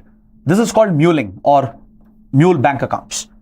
Or I might threaten, I might force you to give up your account access to me, right? Or I might trick you, I might convince you to reveal your Aadhaar details, your personal details, through which I will start using your bank account without your knowledge. So when cyber criminals start using the bank accounts of others, it could be a savings bank account, current account. This is called muling. Generally, there are these shell companies which have these fake accounts. They will rent out their accounts. They just have registered as a company. They have all the documents. Or there could be individuals who have all the necessary ID proofs from Aadhaar to PAN card. They will open a bank account, rent it out to someone else for money. So these accounts are getting misused. That is what we call as muling, or these accounts are called mule accounts, where someone else owns the account, but criminals are renting it out or forcing the victims to give access to their accounts, using them to move money, carry out big transactions to enable money laundering. And eventually this is linked with terror financing as well. So RBI and Home Ministry and the concerned authorities are taking strict action. So I4C brought out an advisory to spread awareness. It urged all the Indians to not share your Aadhaar details, your banking details. It has urged Indian companies as well, the small firms which might be renting out their accounts, current account, to not give out the details and take basic measures to protect your bank accounts. Because if your account is used for money laundering, for making such criminal transactions, even you will be held liable. You can be arrested as well.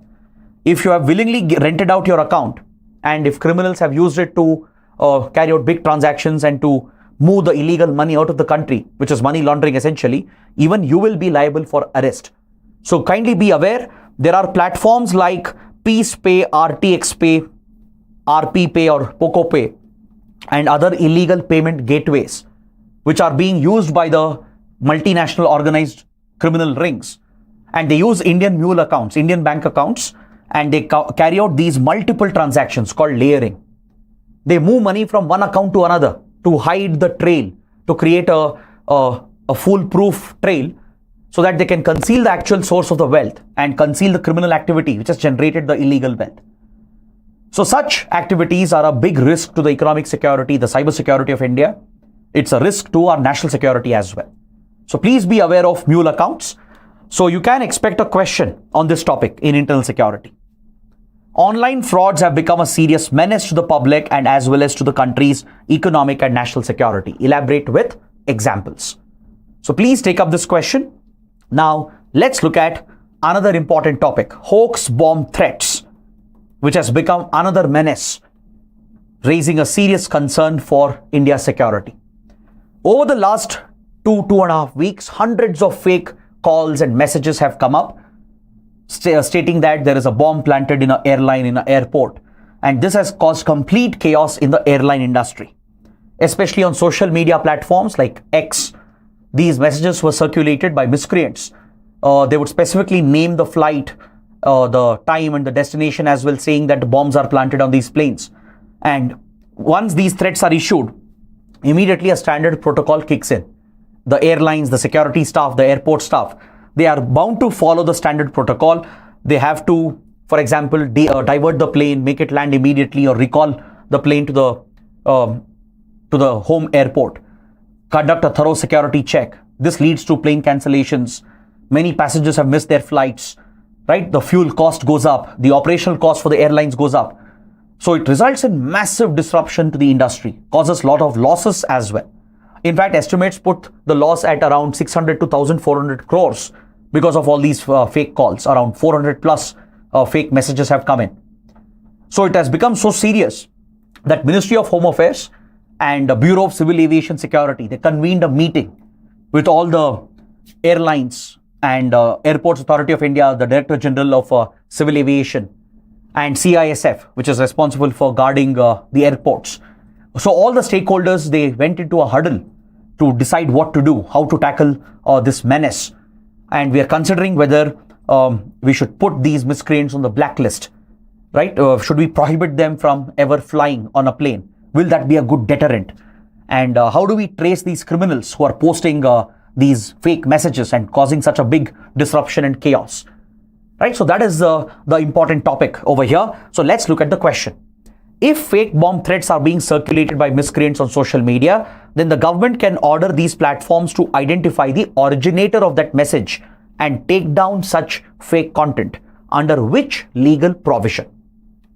If someone is circulating fake messages, which is a threat to the security of the nation, to public order, under what legal provisions can the government order those companies, those social media intermediaries, to take down the content, block and remove such content, and help the police and authorities to trace the originator, the creator of that fake message? Which legal provision provides for this?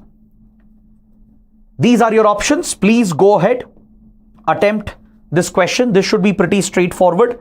Let's see how many of you can answer this correctly. Is it the data protection law that was passed last year, or IT rules under IT Act, Bharatiya Sakshya Adhiniyam that has replaced Indian Evidence Act, or UAPA, Unlawful Activities Prevention Act? What's the right answer? Most votes are divided between A, C and D, but B clearly has a lead. Very good. Majority of you have answered correctly.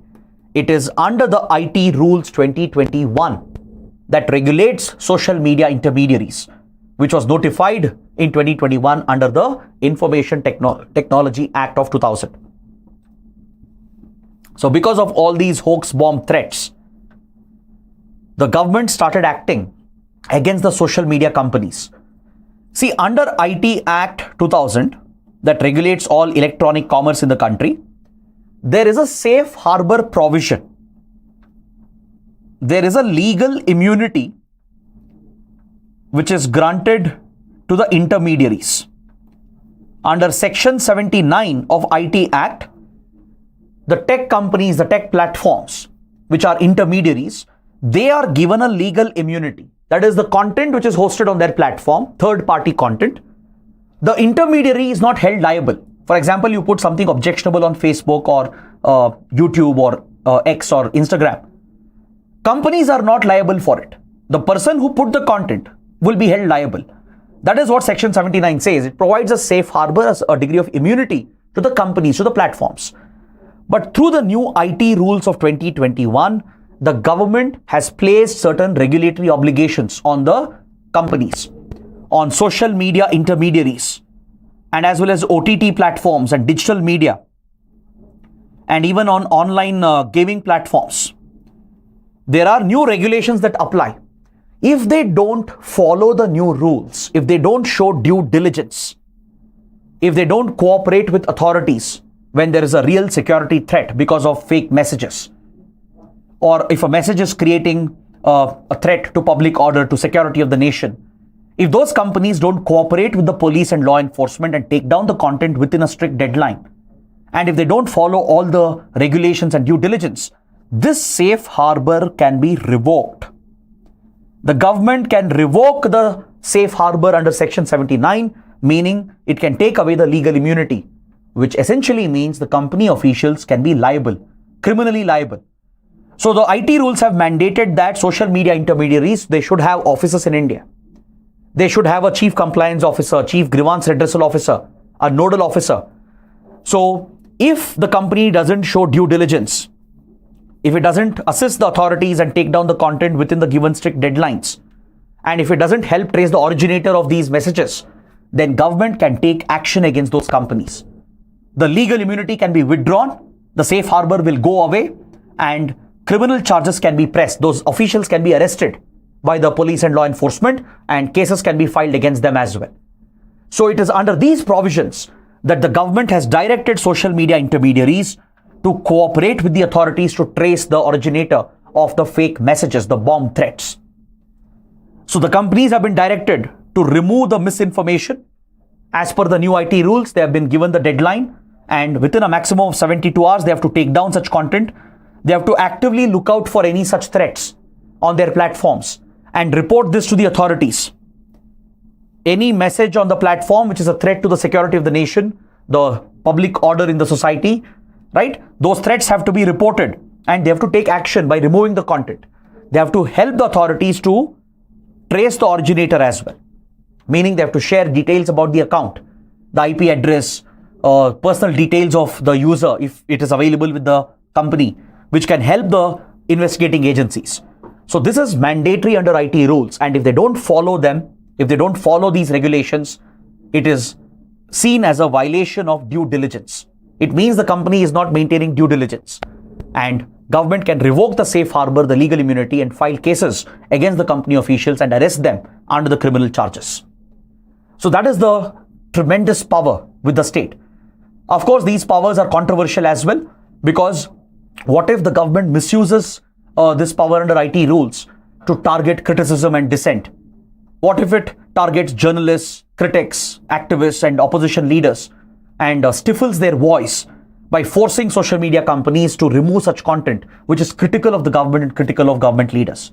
So that's why IT rules are controversial as well. So you can expect a mains question. How does IT Rule 2021 ensure due diligence by social media intermediaries to tackle the misuse of their platforms? So this is a likely question. So please go through the provisions of IT rules of 2021. I've discussed about social media. Similarly, read about the regulations on OTT platforms, that is your streaming services, the regulation on digital media and online gaming. There is a possible question which can come here. Now, the fifth topic related to disaster management. Recently, Odisha was hit by a devastating cyclone Dana, which I had covered in my previous UCAN session. There was a press release from PIB. I've sourced this topic from Press Information Bureau. On the PIB website, there was an article regarding how indigenous transponders that government has given to fishermen helped in saving the lives of fishermen during Cyclone Dana. As you know, Cyclone Dana built up into a very severe cyclonic storm and made landfall, which struck Odisha and West Bengal, bringing torrential rains and coastal flooding, high-speed winds, and few people lost their lives as well. So thanks to these indigenous transponders that government had given to fishermen, which was installed in the fishing boats, it helped the authorities to guide the fishermen to escape the cyclone, to track all the fishermen who were out in the sea, caught in the sea, bring them safely back and ensure they escape the impact of the cyclone. So that is how lives have been saved. So let's understand more about these transponders and under what scheme did the government provide these transponders? Because this is a step, a very important step under disaster management, under preparedness, to mitigate the impact of a disaster by using technology. By using the right technology, by putting in place the right measures in planning and preparedness in the pre-disaster phase, that is before a disaster can occur. If you can plan and prepare accordingly, if there is good early warning and forecasting, these measures will help in mitigating the impact, reducing the loss of lives, the loss of infrastructure and property during a disaster. So this indigenous transponder that gives out the location of the boat and establishes a communication as well between the control stations and the fishing boats which are out in the sea. This indigenous transponder is built by ISRO. It's a satellite-based transponder that establishes a satellite communication link. So it has been built by ISRO and implemented by New Space India Limited, which is a commercial arm of ISRO. Now, my question to you is, Government of India has provided these transponders to fishermen under which government scheme? This is your question. Is it under Coastal Security Scheme, Pradhan Mantri Matsya Sampada Yojana, Fisheries Management and Regulatory Scheme of Department of Fisheries, National Cyclone Risk Mitigation Project? Under which of these initiatives has the government provided these indigenous transponders built by ISRO and implemented this through New Space India Limited to ensure that fishing boats are installed with these transponders which have a satellite link, because this has played a critical role in saving lives. It has helped the command control stations to stay in touch with the fishermen, to track their movement and location, warn them accordingly, and divert them away from the path of the cyclone. That's why many lives were saved in Odisha. So it's under which scheme that the government has provided these indigenous transponders free of cost to our fishermen? Let me know the correct answer. Again, I want all of you to attempt this question. Very simple, straightforward question. Please go ahead. The poll is live. Let's see how many of you can answer this question. A, B, or C, or D. Some are saying D. In fact, majority of them are saying D. 70% students are answering D. Some of them are saying B. Okay. So there is a contest between B and D, but majority vote is for D. D is the wrong answer. Sorry to disappoint you. This is basically a trick question here. Just because it deals with cyclone risk mitigation, don't assume that the transponders were given under the same scheme, under the cyclone risk mitigation project. It's not D. Correct answer is B. Pradhan Mantri Matsya Sampada Yojana. It's a flagship program of Modi government as part of the new blue revolution. To trigger a revolution in our fisheries industry, the Department of Fisheries under Ministry of Fisheries and Animal Husbandry is implementing the scheme, Pradhan Mantri Matsya Sampada Yojana. It's under this scheme that the government has funded the free transponders built by ISRO, which are given to the fishermen, which has helped in saving lives during Cyclone Dana. So that is why you have to pay attention to detail when you're covering your current affairs. I think that's where the UCAN program, I think, will be very helpful to you, right? We can help you spot those nuances, those details which are important for a prelims or a mains question. So please take down a possible question, a mains question. Elaborate how technology can aid disaster preparedness for mitigation with an example. 10 marks question. So you can take this example of Cyclone Dana, how transponders has helped in saving the lives of fishermen. And you can illustrate how in preparedness stage, in the pre-disaster phase of disaster management, how you can use technology to mitigate the disaster risk associated with cyclones. So that is a perfect example. You can easily write a good answer to this question. Now let's take a look at the next part of today's discussion. We have around 6 articles, very small articles. I'll take you through these topics with practice questions and then we'll wrap up the session for today. So topic number 6, related to salt typhoon. These are very short topics. I'll go through this quickly. So let's make it quick. We are at the end of the session. I want you guys to quickly participate one by one. The term salt typhoon seen recently in news is related to what? Is it a deadly tropical cyclone that hit Philippines? Does it refer to increasing cyclonic activity due to higher salinity caused by global warming? Or does it refer to a Chinese state-linked cyber threat actor allegedly targeting US presidential elections? Or is it a new Japanese air defense missile to counter North Korean threats? So this topic is either related to internal security or disaster management. So let's see how many of you know this. It was in the news, mentioned in very few newspapers. So UPSC might pick out such terms which are trending and might give you a prelims question. So what is salt typhoon, which was recently in the news? 40% are saying C. Very good. It's an internal security topic related to cyber security. Salt typhoon is the name that Microsoft has assigned to a cyber threat actor, most likely from China, linked with Chinese intelligence. There have been reports in Western media regarding this cyber intelligence or espionage program linked with Chinese intelligence. See, Microsoft studies many such cyber threats, and it often uses these fancy names to assign to different threat actors.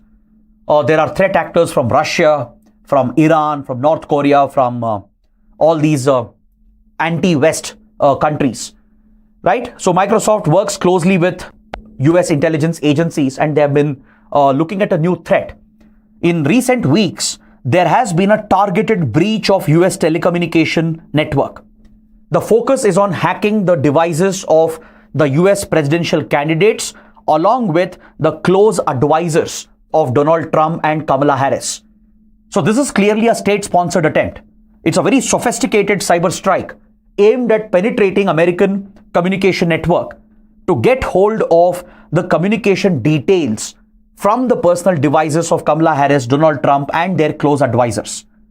So the attempt is likely to figure out who are the close circle of these leaders, and if they were to become the president, whichever country is sponsoring the attack, they'll know whom to influence. Let's say Kamala Harris is in touch with 10, 15 advisors. Donald Trump is in touch always with some 20 advisors. So if the country which is attacking, right, if they are able to figure out who are the close people, the close advisors of these leaders, and if they become the president after the elections, they know exactly whom to influence, whom to pressurize through their covert intelligence operations. So this is an ongoing threat to the American presidential elections. Previously, Russian intelligence and cyber agencies have been linked with such targeted attempts to disrupt the American presidential election process, both in 2016 and 2020. Now, we are seeing a repeat of this, and Microsoft has linked this threat actor with Chinese state intelligence. So Microsoft assigns these names, very fancy names based on disasters like typhoon, blizzard, sandstorm. So please note down that all the cyber threat groups from China are named after typhoon, like Salt Typhoon or some typhoon. Threat actors from Iran, any cyber threat groups from Iran targeting US, they are named by Microsoft as Sandstorm. Blizzard is used for any operations mounted from Russia. Okay, this is the convention or methodology that Microsoft has evolved. Microsoft, which also looks at cybersecurity, right, which keeps tracking these emerging cybersecurity threats, it has labeled and classified these threat actors using the names that we often use with hazards and disasters like typhoon, blizzard, sandstorm. So UPSC might possibly ask a question here. So Salt Typhoon is linked with a possible Chinese sponsored cyber threat group targeting American communication system to breach the presidential candidates and their personal devices. Next, the C-295 aircraft, which was in the news. India is procuring this transport aircraft for the Indian Air Force from which country? The C-295. It's a military transport plane that we are procuring for Indian Air Force. So can you tell me from which country are we procuring this from? Germany, France, Spain, Italy. These are your options. Let's see how many of you can answer this correctly. Very good. Many of you are already mentioning the correct answer. The correct answer is indeed option C, Spain. Recently, Spanish Prime Minister Pedro Sanchez visited India, and PM Modi, along with the Spanish PM, they inaugurated a major defense production facility in Vadodara, Gujarat, the Tata Advanced Systems Limited, which has a tie-up with Airbus that produces the C-295 aircraft. See, Indian Air Force is currently operating an outdated, depleted fleet. It has the AN-32 and the Dorniers, and these are very old, outdated transport planes. So Indian Air Force is on a modernization spree, and transport planes are critical for moving troops and equipment, and even for logistics and intelligence gathering, right? Transport planes are very, very crucial. And Indian Air Force is looking to procure several C-295 aircraft, which is considered one of the most advanced transport planes. It was initially built by a Spanish company, a Spanish aircraft manufacturer was the one which designed and built this plane. And this company, the Spanish company, has now been acquired by Airbus, the popular aerospace company. So Airbus produces this plane in Spain, and India has signed a deal with the company. There is transfer of technology with indigenization as part of the deal. So India's Tata Advanced Systems Limited, a unit of Tata Group, has signed a deal with Airbus to bring the technology to India, and the manufacturing plant has been set up in Vadodara, Gujarat. So Airbus will produce just a few aircraft in Spain, which will be flown directly to India. The rest will be produced indigenously in India. This will be a boost for Make in India and Atmanirbharata. So this is the important defense deal involving Spain. Next, topic number 8. India AI Cyber Guard AI Hackathon. This was recently in news. So obviously it's related to cybersecurity and artificial intelligence, which is an emerging critical technology. So this hackathon was recently organized by whom? Was it organized by CERT-IN, Computer Emergency Response Team India, which is responsible for safeguarding the Indian cyberspace? Was it organized by NTRO, National Technical Research Organization, which is a technical intelligence agency of India? Was it organized by India AI Initiative and I4C, Indian Cybercrime Coordination Center, which we studied earlier? Or was it organized by Niti Aayog? This was reported in many newspapers as well, and there was a press release on PIB's website. So that's where I've picked this topic from. What's the correct answer? Very good. Option C is the right answer. According to this PIB article, India AI Mission, which is an initiative of Ministry of Electronics and IT, along with I4C, Indian Cybercrime Coordination Center, they together have organized this hackathon. Basically, the idea is to bring together Indian researchers and startups and Indian experts to provide an opportunity for them to bring out AI tools and use AI to tackle cybersecurity threats. That is the goal of this hackathon, to encourage the Indian industry, the young entrepreneurs and researchers and startups, to focus on new age AI technologies and tools which can help in cybersecurity, to deal with online scams and frauds, to prevent cyber attacks and cyber crimes, to come out with AI-based solutions to deal with cyber crimes. So that is why I4C and India AI Mission, right, they have organized this hackathon. Coming to the next topic, IPSAMR exercise. IPSAMR exercise. Which of the following statements is or are correct? IPSAMR exercise is a trilateral naval exercise between India, Brazil and South Africa. It is held under the aegis of IPSA Dialogue Forum. IPSA Dialogue Forum was set up in 2003 through the Balfour Declaration. Which of the statements is or are correct? Recently, the IPSAMR military exercise was in news. India participated in it. So can you tell me which of the statements are correct? What's the correct answer? The poll is live. Please go ahead. Last few minutes. We'll wrap up the session for today.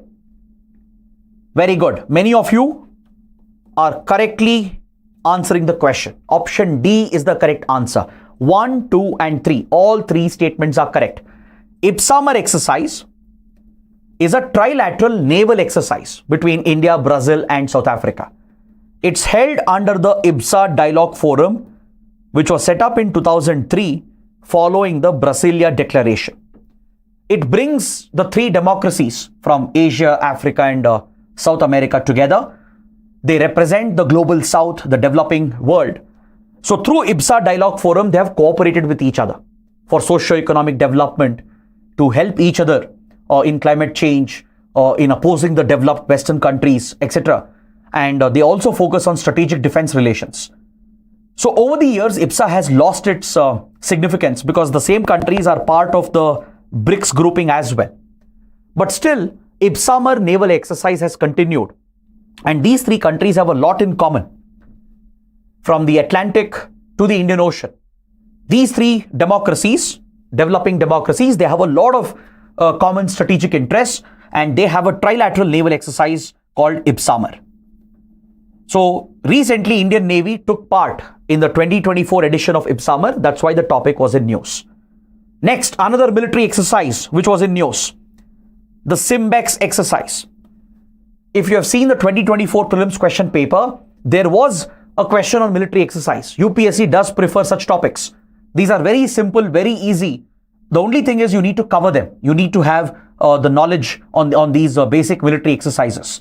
So India holds the Simbex military exercise with which country? Sri Lanka, Seychelles, Singapore, Spain. Take a few seconds and quickly give me the answer. Very good.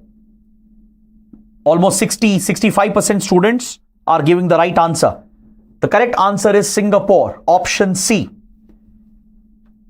Again, this article is from PIB, Press Information Bureau, Ministry of Defense, published a press release about Simbex maritime exercise between India and Singapore. So just remember the name and the countries, that is more than enough. Now coming to the last part of today's discussion, places in news.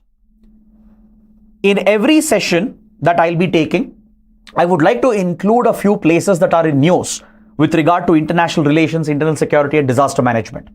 Let me know if you like this segment. At the last, I will quickly show a couple of places that were in the news. I'll show you where they are located, why they are important. So you will be in a position to answer any map-based question as well. So let's look at the first place in news, which was Petropol. Take up this practice question. I'll tell you where Petropol is located. Why is it important? First, answer the question. Petropol ICP integrated check post is located in which state and along which country's international border? Is it in Assam along Bhutan's border, West Bengal along Bangladesh border, Tripura along the border with Bangladesh, or Manipur along the Myanmar border? What's the right answer? Let's make it quick. Last few minutes to go. I want all of you to participate in the poll. Very good. Option B is the correct answer. Petropol is in West Bengal. It's an integrated check post. It's maintained by the Land Ports Authority of India under the Ministry of Home Affairs. The Land Port Authority of India is setting up integrated check posts along India's international borders. For example, we have Kartarpur corridor with Pakistan, the Wagah Atari check post. Like that, many such ICPs are coming up along our international land borders to promote border movement, cross-border movement. It will help the local border villages to move across into another country for cultural ties, for meeting their families and relatives. It will help in border trade. It will facilitate quick movement of goods and people and vehicles. So all the required facilities and infrastructure will be created at an ICP, just like an airport or a seaport. So Petropol is one of the most important ICPs that India has. It is located over here. Please look at the map. Along the borders of West Bengal and Bangladesh. It's, I think, around 80 to 100 kilometers from Kolkata.